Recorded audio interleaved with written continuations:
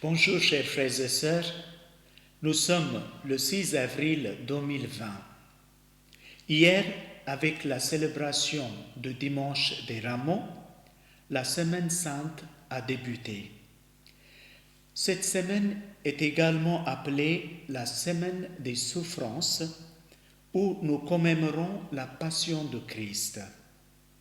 Dans l'évangile d'aujourd'hui, nous voyons qu'avant sa passion et sa crucifixion, Jésus rend visite à ses amis Marthe, Marie et Lazare à Béthanie.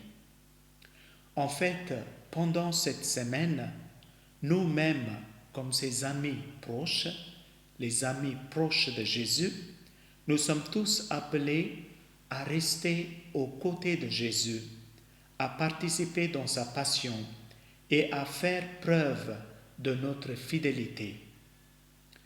Malgré le confinement qui ne nous permet pas de nous rassembler dans les églises, nous pouvons toujours célébrer cette semaine sainte dans nos familles mêmes, là où nous sommes, en unissant nos cœurs avec les autres, surtout avec ceux qui souffrent par notre prière fraternelle.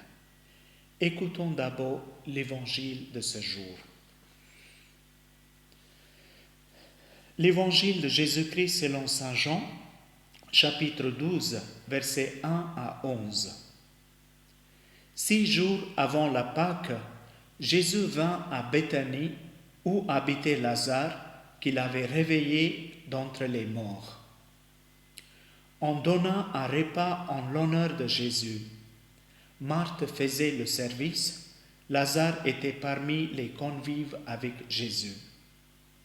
Or, Marie avait pris une livre de parfum très pur et de très grande valeur. Elle répandait le parfum sur les pieds de Jésus qu'elle essuya avec ses cheveux. La maison fut remplie de l'odeur du parfum.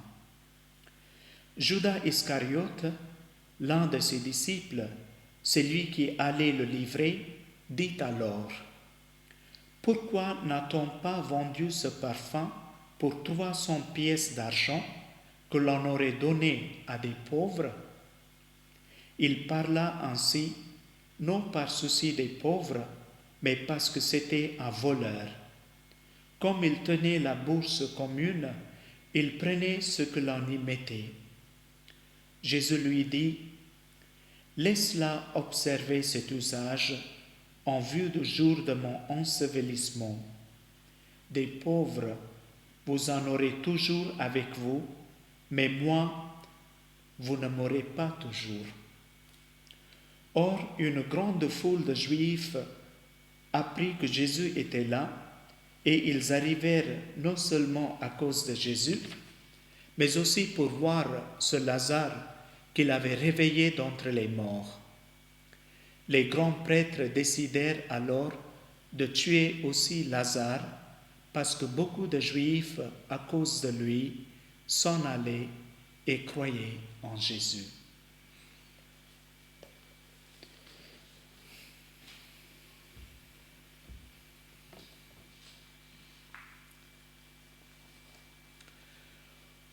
Au cours des lectures de l'Évangile de la semaine dernière, nous avons remarqué comment la tension entre les chefs des Juifs et Jésus a grandi de plus en plus. Ils cherchaient à tuer Jésus. Je lis tout simplement le verset 57 du chapitre 11 de Saint Jean. Les grands prêtres et les pharisiens avaient donné des ordres. Quiconque saurait où il était devait le dénoncer pour qu'on puisse l'arrêter. Bien que Jésus soit conscient de ce danger pour sa vie, nous voyons qu'il va à Béthanie, un village qui est situé à environ 3 ou 4 kilomètres de Jérusalem, le lieu de ses ennemis. De fait, Jésus va à Béthanie parce que c'est le village de ses meilleurs amis, Marthe, Marie et Lazare. En fait, qui n'aime pas visiter la maison de ses amis aussi souvent que possible pour partager ses joies et ses peines? Leur maison était toujours un lieu d'accueil, de refuge et d'amitié pour Jésus. Remarquez qu'au verset 2, nous avons « On donna un repas en l'honneur de Jésus ». Marthe faisait le service. Il y avait donc dans cette maison Marthe qui préparait le repas. Elle est, comme d'habitude, connue pour son service. Peut-être elle est aussi une très bonne cuisinière. Et ensuite, Lazare, qui était parmi les convives, et enfin, Marie, qui est connue pour son écoute attentive auprès de Jésus. J'aimerais attirer votre attention surtout sur le geste de Marie, ce qu'elle fait à Jésus. Marie semble pressentir déjà que Jésus est en grand danger. Elle lui montre combien elle l'aime et le respecte par son geste. Elle avait pris une livre de parfum très pur et de très grande valeur. C'était une fortune parce qu'il était de très haute qualité, 300 deniers, c'est-à-dire 300 journées de travail.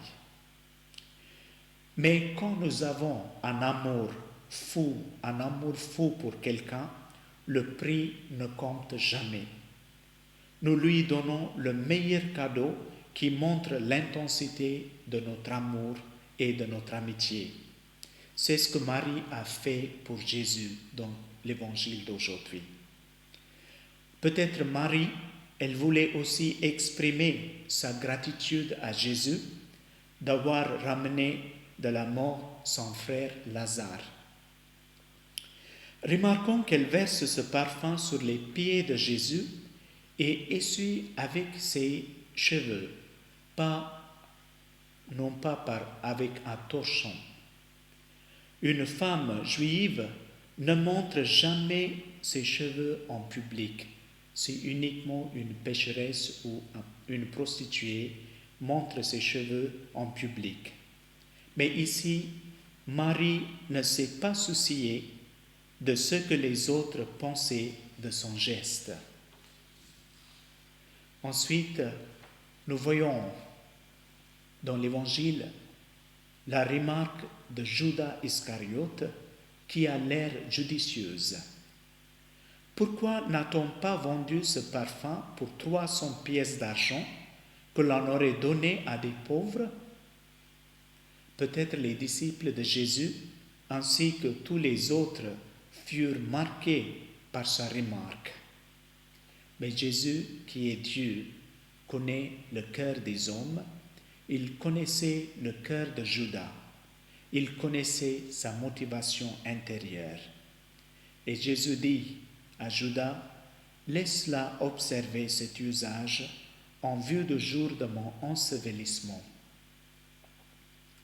Chers frères et sœurs, Marie n'a pas versé le parfum sur le corps de Jésus après sa mort, mais alors qu'il était en vie.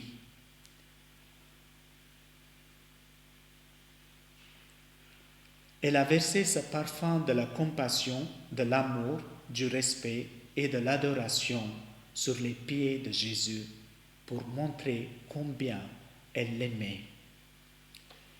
Nous voyons qu'une grande foule de Juifs aussi sont venus à la maison de Marthe, Marie et Lazare, non seulement à cause de Jésus, mais aussi pour voir Lazare qu'il avait réveillé d'entre les morts. Enfin, dans l'Évangile, il y a un autre groupe, celui des grands prêtres, qui cherchaient et qui décidèrent de tuer non seulement Jésus, mais aussi Lazare. Malgré les signes, les miracles, les enseignements de Jésus, ils ne le reconnaissaient pas. De fait, ils refusent de reconnaître la grandeur de Jésus.